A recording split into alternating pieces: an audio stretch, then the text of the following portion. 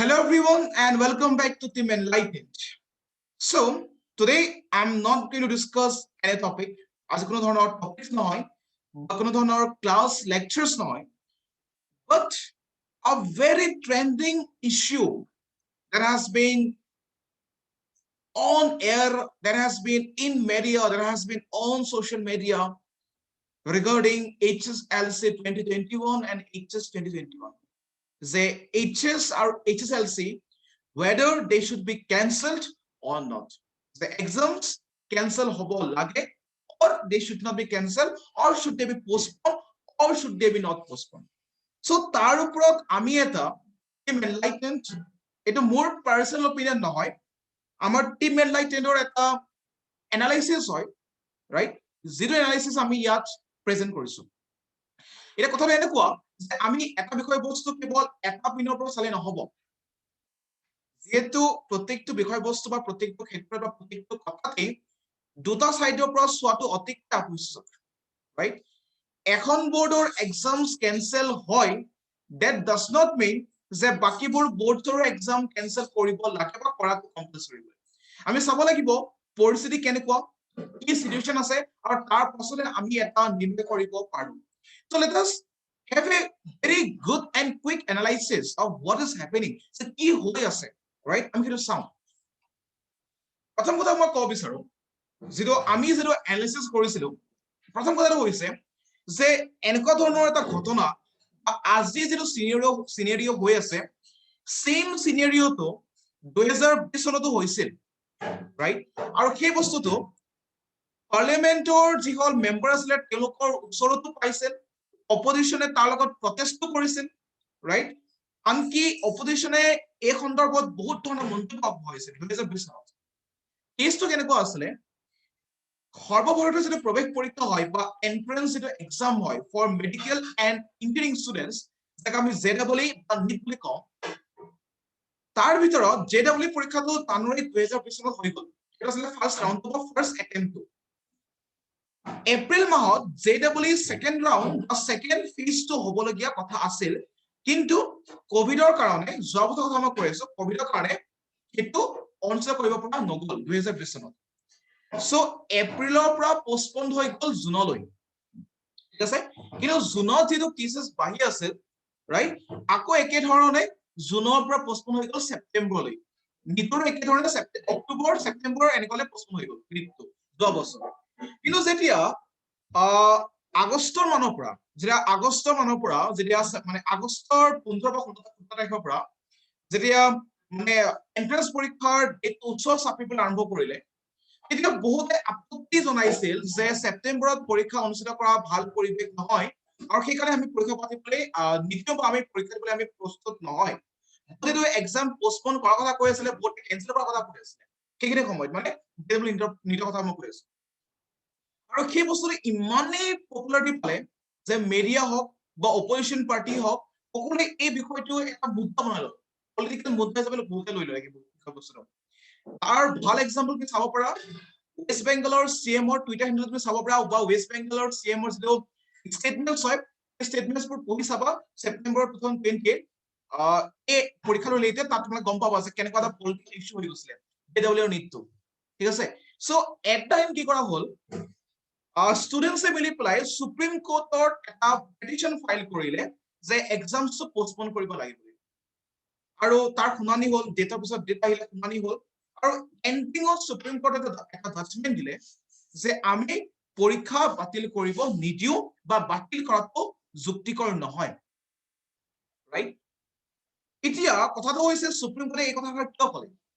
ইমানখিনি পেটিশনছ যে আৰু 2020 চনৰ সেপ্টেম্বৰ মাহত কেसेছ যথেষ্টখিনি আছিলে,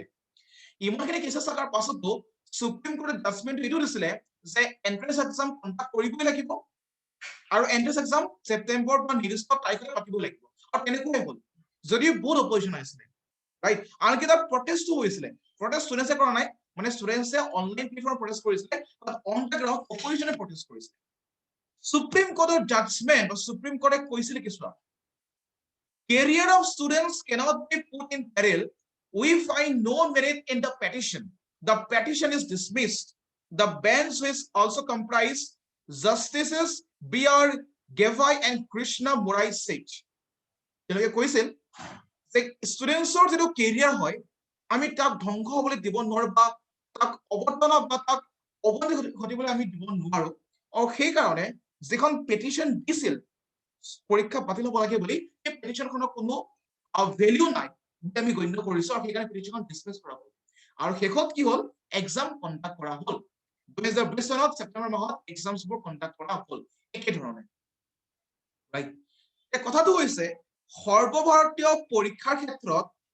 যিটো পদক্ষেপ সুপ্ৰিম কোৰ্টে ললে একেটা পদক্ষেপ বা একেটা পেটিশন বা একেটা ক্ষেত্ৰ বা একেটা জাজমেন্টে আজি দিনতো সুপ্ৰিম কোৰ্টে এটোই দিব কাৰণ আজি দিনৰ কোভিড কেसेছ যিমান আছে সেইখিনি সময়ত যথেষ্টখিনি বেছি আছিলে মানে এক্টিভ কেছৰ কথাটো মই কৈছো আৰু মই ইয়াত কেৱল অসমৰ বা আমি ইয়াত কেৱল অসমৰ গ্ৰাউণ্ড ফিল্ডৰ কথাটোৱে মই কৈছো তোমালোকে নিশ্চয় জানা যে জেডব্লিউ আৰু নিটৰ ক্ষেত্ৰত এক্সাম চেণ্টাৰ বহুতে কম কেৱল কেইখনমান ডিষ্ট্ৰিক্টত এক্সাম চেণ্টাৰ আছে অনলি ইন ফিউ ডিষ্ট্ৰিক্ট ইয়াত গলিয়ে গলিয়ে মজাৰে স্কুলত পৰীক্ষা পাতা নহয় কিন্তু ষ্টুডেন্টস বহুতে দিয়ে 13 lakh students appear in JEE and NEET entered in the whole nation. যিমানে যি নহওক কথাটো সেইটো কথা নহয় কথাটো হৈছে আজি যে সিচুৱেশন হৈছে একেটা সিচুৱেশন 2020 চনতো হৈছিল একেটা মুদ্দাই আছিল বা একেটা টপিক আছিল আৰু একেটা টপিক বা একেটা কেছতে সুপ্ৰিম কোৰ্টে এইটো জাজমেন্ট দিছিলে যে এক্সাম কণ্ডাক্ট কৰিব লাগে উইথ ফুল এছঅপিছ আৰু ফুল প্ৰিকশনছৰ লগত কিন্তু supreme কোৰ্টে that is not my judgment কিন্তু মোৰ জাজমেন্ট নহয় বা আমাৰ জাজমেন্ট নহয় টিম এনলাইটৰ জাজমেন্টটো নহয় কিন্তু টিম এনলাইটেনে সেইটো কথা কোৱা নাই এই কথাটো সুপ্ৰিম কোৰ্টে কৈছে ৰাইট সো এটো হৈছে এটা this is one point of view right supreme কোৰ্টে কৈছে now let's see the next part এতিয়া আমি চাব লাগিব যে বৰ্তমান সময়ত কোভিড কেসেছৰ মানে টেন্ডেন্সিটো কি মানে ট্ৰেন্ডটো কি হৈছে let's see যেটো তোমালোকে মোৰ লেফটত দেখি আছা আৰু যে তোমালোকে মোৰ ৰাইটত দেখি আছে দুটা পিকচাৰ আছে হয়নে এটা আছে হিমন্ত বিশ্ব শৰ্মাৰ টুইটাৰ হ্যান্ডেল এটা হৈছে গভৰ্ণমেন্ট ওয়েবসাইটৰ ফিগাৰটা এটো চোৱা সেপ্টেম্বৰ 1 তাৰিখে সেপ্টেম্বৰ 2 তাৰিখৰ পৰা পৰীক্ষা আছিল জেডব্লিউ নিট সেপ্টেম্বৰ 1 তাৰিখে অসমত চোৱা টোটাল কেছ আছিল 1 লাখ সামথিং আৰু এক্টিভ কেছ আছিল 25948 September 2020 total cases to counting of mechanic total cases obviously bhai rakhibo so that's not the issue কথাটো হৈছে active কিমান আছে so active cases আসলে 25000 2020 চনৰ সেপ্টেম্বৰত active আসলে 25948 cases আৰু সেইখিনি সময়ত অসমত বানপানীও আহিছে তথাপি পৰীক্ষা অনুষ্ঠিত কৰিব লগা হ'ল আজিৰ দিনত 17 মই এটো today I'm recording this lecture on 17th okay as a 17 এটো লেকচাৰ ৰেকৰ্ড কৰা হৈছে আৰু 10:03 লৈকে যেটো ষ্টেটিষ্টিক্স ডাটা মতে আছে ই দেখাই আছে যে এক্টিভ কেস বৰ্তমান সময়ত 1023 টা আছে 1023 টা এক্টিভ কেস আছে সেপ্টেম্বৰ 2020 আছিল 25000 which is nearly 30000 sorry 26000 nearly 26000 case আছিল so 26000 এক্টিভ কেস থাকাৰ পাছতো JEE NEET which is one of the most important exam সেইটো কণ্ডাক্ট কৰা হ'ল তাকো in very few centers লগতে তাত বানপানীও অৱস্থা বেয়া তাত লগতে আমাৰ কেতিয়াবা অকমান বানপানীও আছিলে আৰু এই আজি দিনত বানপানী নাই আৰু এক্টিভ কেছ আছে only 1023 সো আজি যদি কোনোবাই পেটিশন ফাইল কৰে সুপ্ৰিম কোৰ্টত যে এক্সাম পোষ্টপন কৰিব লাগে বুলি কোনো কাৰণত কি পেটিশনখনৰ ভ্যালু নাথাকে প্ৰথম কথা কাৰণ আমি এই বস্তুটো আগৰ ক্ষেত্ৰতো আমি দেখিছো so this implies that there is a high chance that exams should not be cancelled or will not be postponed এইখিনি কথা কৈ আছো on the basis of the statistics data বা analysis that we have performed next কথাটো হ'ল বহুতে এইটো কথা ক'ব বিচাৰে যে ষ্টুডেন্টছে পঢ়িবৰ কাৰণে সময় নাপালে বা অনলাইন ক্লাसेस ভালদৰে কৰা নহল কিন্তু প্ৰশ্নটো হৈছে সঁচাকে তেনেকুৱা হ'ল নেকি বাৰু সঁচাকে সেবা হওক বা কাউন্সিল হওক বা গভৰ্ণমেন্ট হওক বা মিনিষ্ট্ৰি অফ এডুকেশ্যনে হওক তেওঁলোকে সঁচাকে ছাত্ৰ ছাত্ৰীক উপযুক্ত সময় নিদিলে নেকি পঢ়িবৰ কাৰণে লেটস ফাইন্ড আউট আমি চাও ডাটাই কি কয় ইয়াত কোৱা হৈছে যে Assam set to reopen schools for classes 9 to 12 of September 21. This is a news headline from India Today. September 21 তাৰিখৰ পৰা 9 of 12 লৈ ক্লাস অসমত চলি আছে মই কৈ আছো যে this content is only restricted to Assam অসমত 9 আৰু 12 কাৰণে ক্লাसेस 21 সেপ্টেম্বৰ 2020 পৰা অব্যাহত আছে 2020 চনত এক্সাম ডেট আছিলে 12 ফেব্ৰুৱাৰী এইচএছৰ কাৰণে ইটা হৈ গল 11 মে মানে 3 মাহৰ ডিফাৰেন্স সাধাৰণতে আমাৰ ক্লাसेसবোৰ সাধাৰণতে আমাৰ যেতিয়া আমি যেতিয়া হাই সেকেন্ডাৰী পঢ়ি থাকো ফাৰ্স্ট ইয়াৰ ক্লাसेसবোৰ সাধাৰণতে আমাৰ জুলাই মানৰ পৰা আৰম্ভ হয় সাধাৰণতে বহুতে জুলাইত বন্ধ দিয়ে কিছুমানে জুলাইত বন্ধ নিদিয়ে বাট ধৰিব পৰা আগষ্টৰ পৰা ধৰিব পৰা আগষ্টৰ পৰা আৰম্ভ হয় জুনৰ পৰা আৰম্ভ হয় কেতিয়াবা কোনোবাই কি কৰে কোনোবাই জুনত আৰম্ভ কৰি পেলাই জুলাইত বন্ধ দিয়ে গৰম বন্ধ হিচাপে আৰু কিছুমানে জুলাইৰ পৰা আৰম্ভ কৰি দিয়ে সো ওভাৰঅল 3 মাহৰ এটা ইফাল সিফাল আছিলে ৰাইট কিন্তু সেই 3 মাহৰ ইফাল সিফালটো পৰীক্ষা যে 3 মাহ পিছুৱাই দিলে তাত অফিচিয়েলি মেকআপ হৈ গ'ল আৰু 9 ৰ পৰা 12 লৈ ওপেন ৰিওপেন স্কুলছ ই মিনিংটো হৈছে যে এটা ফিজিক্যালি ছাত্ৰ ছাত্ৰীক পঢ়োৱা হৈছে অনলাইন প্লেটফৰ্মত নহয় ৰাইট অনলাইন প্লেটফৰ্মত নহয় ৰাইট প্লাস 30% syllabus reduce কৰা হৈছে reduction কৰা হৈছে so obviously students had enough time students had access to their teachers so ইয়াত students বিলাকে প্ৰিপাৰেচন কৰিব সময় নাপালে কথাটো আসলতে যুক্তিকৰ কোনো পৰীক্ষা হ'ব নোৱাৰে কাৰণ syllabus reduce কৰা হ'ল schools are open for 9 to 12 that's very true right data এতে কৈ আছে we have to focus on that আমি কেৱল ভাবুক হৈ পেলাই বা কিবা এটা ট্ৰেন্ড দেখি পেলাই কথা ক'লে নহব you have to focus what the data says যে আজি দিনৰ ডাটাটোৱে মোক কি কৈ আছে যে এক্সাম কিটা কেনেকৈ হৈছে এই ডাটাটো আমি চাব লাগিব let's see the next thing right বহুতে প্ৰশ্ন সুধি আছে যে বৰ্তমান সময়ত why the government is not taking any decision regarding exams কিয় মে 2 তাৰিখলৈকে ডিসিশনটো পোষ্টপন বা পেন্ডিং কৰি আছে it's a very simple reason the reason is model code of conduct is still in implementation অসমত ইতিয়াও ইলেকশনৰ কাৰণে মডেল কোড অফ কন্ডাক্ট আছে যিখিনি সময়ত চৰকাৰে ডাঙৰ ডিসিশন লোৱাত অসুবিধা পায় কাৰণ this government is an interim government the government ইতিয়া যিখন গভৰ্ণমেন্ট আছে that is an interim government right so সেই গভৰ্ণমেন্টৰ হাতত ইমান power নাথাকে obviously they have the power but এনেকুৱা ধৰণৰ big decisions যদি লয় they must have the clearance of the election commission right so সেই কাৰণে এনেকুৱা সিচুৱেচনত তেওঁলোকে এটা ডিসিশন ল'ব বিচৰা নাই কিন্তু এটো কথাও ঠিক if the exam starts from May 11 আৰু তাৰ এসপ্তাহৰ আগত যদি কিবা ষ্টেটমেন্ট দিয়ে যে এক্সাম ক্যান্সেল হ'ব বা এক্সাম পোস্টপন হ'ব তেতিয়া ষ্টুডেন্টটো মেন্টালি ডিপ্ৰেছন বা প্ৰেছাৰত আহি যায় এটা কথা মই স্বীকাৰ কৰোঁ that's the reason SEBA or council has to clarify something on their regard in this particular perspective right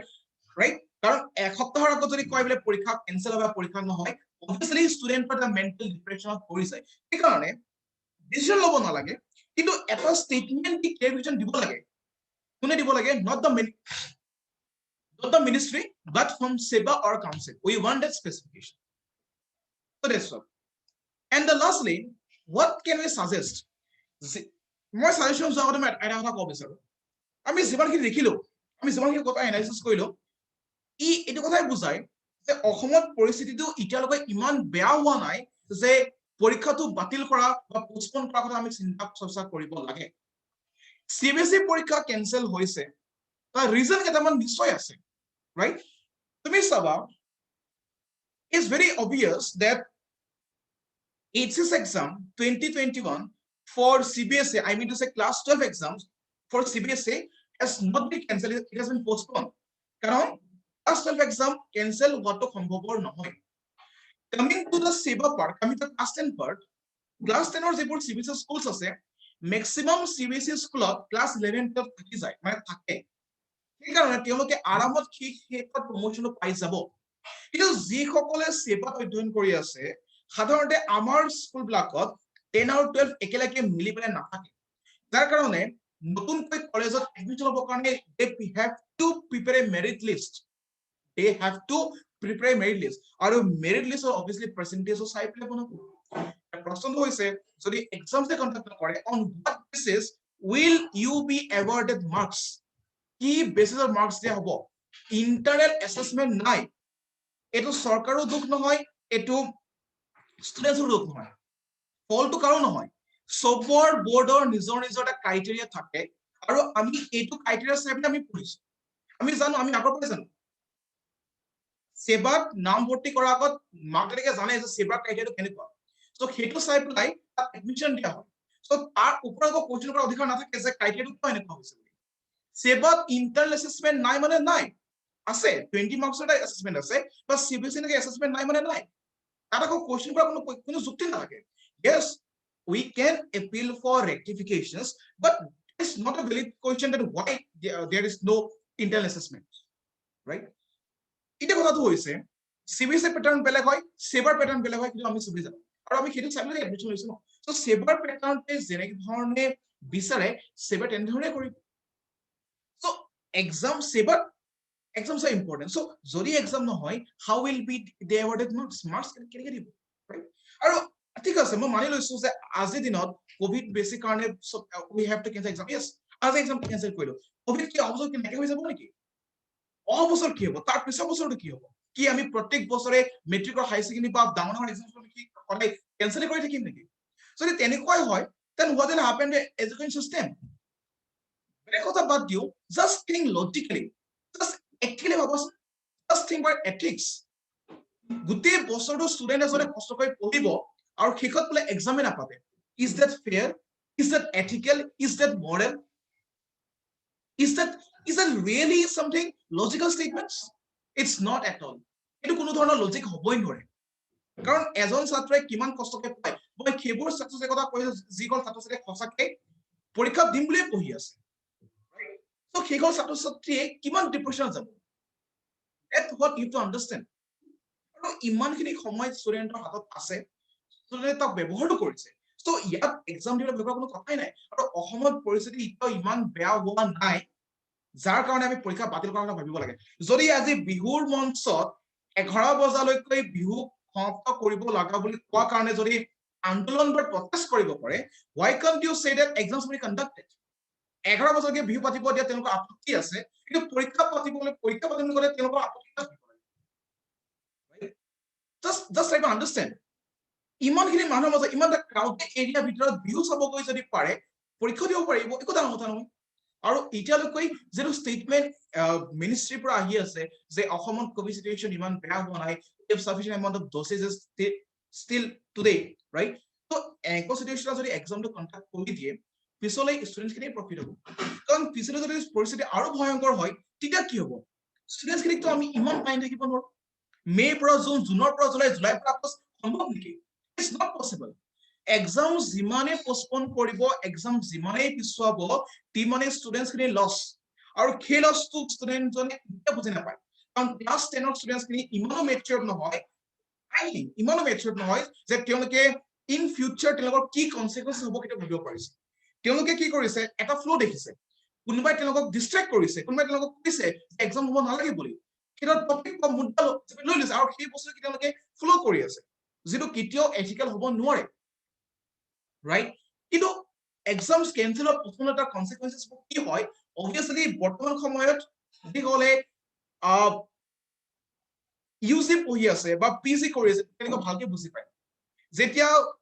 সমাহৰ সেমিস্টাৰ এটা 3 মাহত কমপ্লিট কৰিবলগীয়া হয় কিমান কষ্টকৰ হয় সেইটো এজন ষ্টুডেন্টে ভালদৰে বুজি পায় সো এক্সাম যিমানে পোষ্টপন কৰা হয় কিমানে ষ্টুডেন্টৰ কাৰণে বেয়া আৰু 11 12 ক্লাছ 10 ৰ এক্সাম যিমানে পোষ্টপন কৰিব 11 12 ৰ সময় কিমানে কম পাব আৰু ষ্টুডেন্টে কিমানে বেছি কষ্ট পাব আৰু সেইখিনি কথা সকলোৱে জানাৰ পাছতো ৰাইট এটা ট্ৰেন্ড আৰম্ভ কৰা হৈছে cancel 2021 ECLC which is really not ethical at all. So dear students you have enough time read and prepare well for exams exam hobo lage na lage heto bhabar kam student or kita hoboi nore there is the duty of the government of the council of the board to decide we the students are no one to comment on it পৰীক্ষা আমাৰ মৰ্জিতে কিটা না পাবে right পৰীক্ষা আমাৰ মৰ্জিতে কিটা না পাবে মই যদি কম বলে পৰীক্ষা এটো প্ৰশ্ন আহিব কি প্ৰশ্ন দিব নেকি কিটা নেকি আমি ইমান শিক্ষিত নহয় যে আমি এখন বোৰ্ডক কোৱেশ্চন কৰিব পাৰো we are not that educated that we can question a certain board right boarders যিবোৰ মানুহ আছে they are highly qualified and they will do what is best for the students. So you need to have যিখন boardত অধ্যয়ন কৰি আছা বা যিখন boardত তোমালোকে পঢ়ি আছা সেইখন boardৰ ওপৰত তোমালোকৰ নিজৰে বিশ্বাস নাই তেতিয়া কাৰ ওপৰত বিশ্বাস থাকিব য'ত অধ্যয়ন কৰি আছো বা য'ত অধ্যয়ন কৰি আছা সেইখন boardৰ ওপৰতে তুমি বিশ্বাস দেখুৱাব লাগিব আৰু মই বা আমি টিম লাইডাৰে যিখিনি কথা কৈ আছো এতিয়া এই কথাখিনি কেৱল আৰু কেৱল অসমৰ ভিত্তিত মই কৈ আছো I am not talking about Mumbai মহাৰাষ্ট্ৰৰ কথা মই কোৱা নাই মই অসমৰ ভিত্তিত কৈ আছো যে অসমত পৰিস্থিতি এতিয়াও ইমান অৱনতি ঘটা নাই কি নহওক যদি মোক কোনোবাই সোধে যে মই কি কি সাজেশনস দিম the very first suggestion is exam centers must be increased কাৰণ আমাৰ ইয়াত গলিয়ে গলিয়ে স্কুল পৰি থাকে ৰাইট মজাৰে যথেষ্টখিনি স্কুল আছে তাৰ ইনফ্ৰাষ্ট্ৰাকচাৰটো ডেভেলপ কৰি বা আন্তঃগাঁথনি ডেভেলপ কৰি পেলাই তাত এইচএসএলচি বা এইচএছৰ কাৰণে এক্সাম চেণ্টাৰ বনাব পাৰি এছঅপি ষ্টেণ্ডাৰ্ড অপাৰেটিং প্ৰচিডিউৰছ সেইবোৰ ষ্ট্ৰিক্টলি ফলো কৰাব পাৰে আৰু যদি প্ৰয়োজন হয় এক্সাম পেটাৰ্ণ সলনি কৰি দিয়ক 100 মাৰ্কৰ সলনি 50 মাৰ্ক কৰি দিয়ক বাট yes at least there must be at least try to make an exam right আৰু যদি প্ৰয়োজন হয় এক্সাম ডিউৰেশ্যন ইনক্ৰিজ কৰি দিয়ক right and if needed constructive discussions ইনে এটা টক শট গৈ পেলাই চিয়ৰ বাখৰ কৰাতকৈ constructive সমালোচনা যদি কৰে obviously that is benefited right so these are the suggestions that I can provide right so whatever I have said was যিখিনি কথা মই কলো I am not against anyone মই ইয়াক মই কাকো ক্ৰিটিসাইজ কৰা নাই বা মই কাকো কন্ট্ৰাডিক্ট কৰা নাই কথাটো ইমানেই যে এক্সাম যিমানে পোষ্টপন হ'ব সিমানে ষ্টুডেন্টছৰে লছ হ'ব আজি বুজি নাপাব কিন্তু অহা 2 বছৰ 3 বছৰ পাছত নিজে বুজি পাব যিসকল ক্লাছ 10 আছে তেওঁলোকে 2 বছৰ 3 বছৰ পাছত নিজে বুজি পাব কি কিহৰ কাৰণে পোষ্টপনমেন্ট বহুত বেয়া ধৰণৰ হয় ৰাইট আৰু যিসকল ক্লাছ 11 12 যিসকল ক্লাছ 12 আছে যিমানে এক্সাম পোষ্টপন হ'ব তেওঁলোকৰ যেতিয়া তেওঁলোকে ডিগ্ৰী অধ্যয়ন কৰিব তাৰ যিটো প্ৰেছাৰ পৰিব that is not bearable at all so আজি বুজি পোৱা নাই but in future they বুজি পাব so I request everyone don't mislead the students in any way let the board perform their works আৰু যেহেতু এনেকুৱা ধৰণৰ এটা সিচুৱেচন 2020 আছিল য'ত সুপ্ৰিম কোৰ্টৰ জাজমেন্টে কয় যে এক্সামস কন্ডাক্ট কৰিব লাগে then we are no one to question the judgment of Supreme Court if we do so we will disrespect the constitution we will disrespect the judiciary of India ঠিক আছে যদি আমি supreme court জাজমেন্টকে question করো that means we have no faith in our judiciary this is very very wrong so let the board do their work and students must do their work তোমালোকৰ নিজৰ কাম কৰা let the board do their work because they are highly qualified than us আমাৰকে তেওঁলোক বহুত highly qualified হয় আৰু তেওঁলোকে খেতি কৰিব যিটো সময়ে হয় বা যিটো need of the hour হয় ঠিক আছে so this was my first and last video এটা প্ৰথম আৰু অন্তিম বক্তব্য অন্তিম স্টেটমেন্ট ক'ব পাৰো আমাৰ ইউটিউব চেনেলটোৰ পৰা এটো হৈছে আমাৰ প্ৰথম আৰু অন্তিম স্টেটমেন্ট তাৰ পিছত এই বিষয়টোৰ ওপৰত বা এই টপিকটোৰ ওপৰত will not provide any content right এটো আমি দেখি আছিলো ইমান দিনৰ পৰা এই কাৰণে আমি এই কথাখিনি বা এই কন্টেন্টটো আমি ইয়াত দিছো right I hope ইয়াত এই বস্তুখিনি তোমালোকে কনস্ট্ৰাকটিভলি লোৱা right ভালদৰে এবাৰ ভাবি চোৱা যে সঁচাকৈ আমাক কি লাগে পৰীক্ষা লাগে নে নালাগে পোষ্টপনমেন্ট লাগে নে নালাগে পৰিস্থিতি ভাল হওঁতে পৰীক্ষা দিব লাগে নে পৰিস্থিতি আৰু বেলে আমি ৰখিব লাগে so understand it very properly try to think rationally and this is not the work of students you are not supposed to get involved in all these things you see so my honest appeal to the boards of Assam that whatever you do that would obviously be in the favor of the students right and I hope the board should not make any decision board khone eneka dhoroner kono decision e nobonai zero decision e studenter future hamper koribo so that's all I have to say right thank you for listening and also if whatever you feel you may write it down in the comments I am not afraid of any criticism right I am not afraid of any criticism whatever I will say today I will stand by that in the future right policy অনুসৰি G ক'ব লাগে that's what I say and I am very much stagnant to my words okay so that's all thank you very much and thank you for listening